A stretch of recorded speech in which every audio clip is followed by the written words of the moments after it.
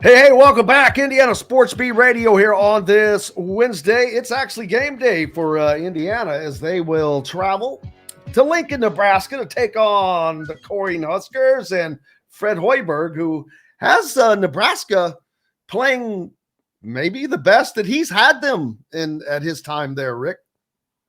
Yeah, they've had a pretty successful non-conference. I think they've lost, two games? One was to Creighton. I don't remember who the other one was.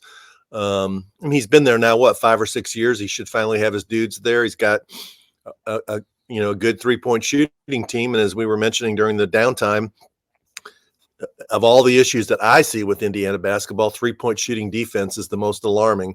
Kennesaw State came in and made 14, whatever it was. That was the 5th team this year to set a season high in 3-point field goals made against Indiana.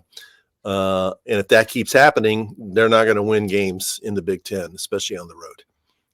No, and the thing is, though, they keep acting like it's not a big deal, and it is a big deal. It is a big deal.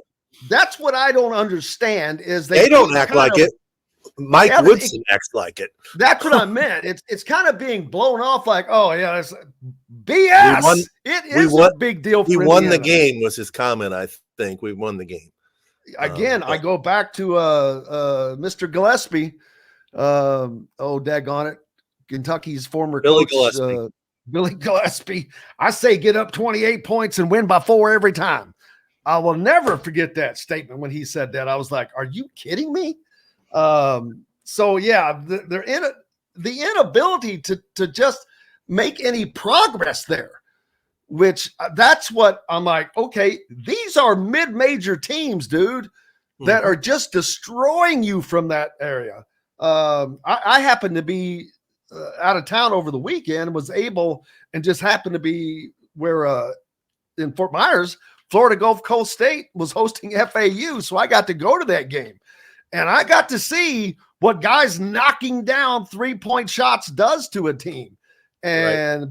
Buddy, they did it. And it's something that Indiana, you're just not going to beat everybody 2-0, 2-3. The math doesn't work. Yeah, I mean, 3 beats 2 every time.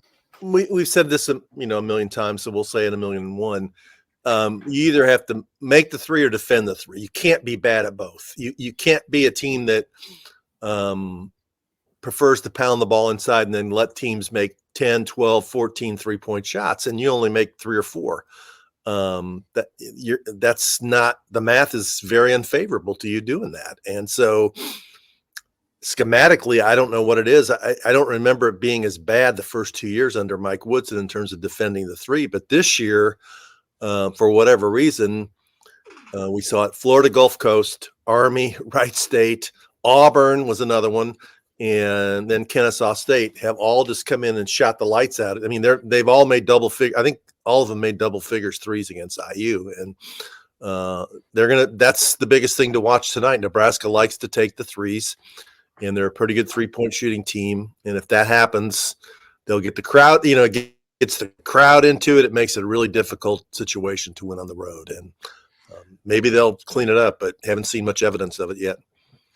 And I still think this is the game Indiana cannot afford to lose. It's just if you want to make the NCAA tournament, cannot lose at Nebraska. Period. End of story. Well, they're a 5-point underdog, and all the analytics sites have them losing. I mean, the analytics sites are not very encouraging for IU. The ones that I've checked have them finishing 8-12 in the league, which means they're going to go 6-12 the rest of the way. So they're going to have to do some improving. They're ranked in the 70s or 80s in a lot of the analytics sites. So regardless of what Woodson says, when you play these games, close against Florida Gulf Coast, close against Army, close against Kennesaw State, life and death to beat Morehead State, there's a body of work there that says there's something here that needs to change and get better. Because if you're just winning the game against some of these teams, when you step up and play better competition, you're not going to be able to do that. So we'll see. Maybe they'll change some with Xavier Johnson back. I don't know. Yeah, that's I don't know how much that has really affected Indiana's 3-point defensive Yeah, I mean, system. I think it does some on defense because he's the main guy in terms of applying ball pressure when he's really engaged into doing it. And offensively, I'm not sure how much it really helps him. I think it does a little because my view on Gabe Cupps is he's in there just to sort of keep everything moving. He rarely looks at the basket. He rarely looks to be an offensive force. And, good coaches know that, and they always help off him and say, if you're going to take a shot, go ahead and take it. We don't care. Your defender is going to help somewhere else. Yeah, Indiana, as pointed out by Royville, they have been shooting the three themselves pretty good, late here of late. They have really kind of found a stroke a little bit. Mackenzie Mbako got an incredible start to the last game, hitting his first 4 consecutive, and then Indiana hit 5 straight, but then that kind of went away. Well, Mbako sat a lot because he wasn't playing any defense. Didn't he not play much at all in the second half because he wasn't guarding anybody? For that very reason. Yeah, I mean, that's been the way it is from the very beginning. I mean, he's not really made the progress on defense he needs to make because it's just the way it is, man. That's half the game is on defense. You can't come down and, even if you're jacking up threes, not guard your man. Absolutely not. And that is something that is not something we haven't heard about him already prior to this season. And you would think that by now that point would be made. Obviously not, because Indiana cannot and will not win without that being the case. Right. And Ware's going to have to play better. He had in the big games they've had this year. He really hadn't played that great. I mean, he's had some big games. He's been shut down. Yeah, he has. Renew's their best player. I mean, he is. I mean, he's been their best leader. Best leader. He's improved his game. He's out there making threes. He feels confident taking threes. He's got a go-to move on the post where he feels like he can score if you get him the ball on the block. I'm sure Big Ten teams are going to double him quite a bit. And he's going to have to prove he can do more than, go around his right shoulder and score with his left hand. I see it says Mbako was hurt. That's why he didn't get back in. I didn't know that, but my sense was there was some, I think it's a little bit of both as to what you said, but he was on the sidelines with a pad on his knee or his thigh. I can't remember. Right. I forget that, but I think there was initially it was the lack of defense. I'm also going to be interested to see if Woodson follows through on what he said, that Anthony Leal had played well in practice and played well in the last game and he deserved more minutes, and whether he was going to get a chance off the bench. I hope that's the case because when he's out there, he does seem to be more engaged in team defense and talking and getting the guys to do things they need to do, and he moves the ball on offense. Now, he's still not shooting it as much as I think a lot of people hoped he'd be able to shoot it, especially as a former Mr. Basketball who was recruited as a shooter and being a fourth-year guy. But I was glad to see him get a chance and deliver. And Mike Woodson went out of his way in the press conference to compliment him. Yeah, Todd Leary on we did the postgame show last week, and he said that in his opinion, Anthony Leal was the difference in the game for them that particular game for what he did. Yeah, didn't they outscore him like 21-3 after Leal came in? Yep. Scoring is not his thing, but like I said, his thing is sort of like pulling everybody together and make everybody do what they're supposed to do, or getting them to be where they're supposed to be and things like that. So, yeah. Here's the thing. I mean, CJ Gunn has gotten plenty of opportunities. He just hasn't taken advantage of any of them yet. So why not try a different guy?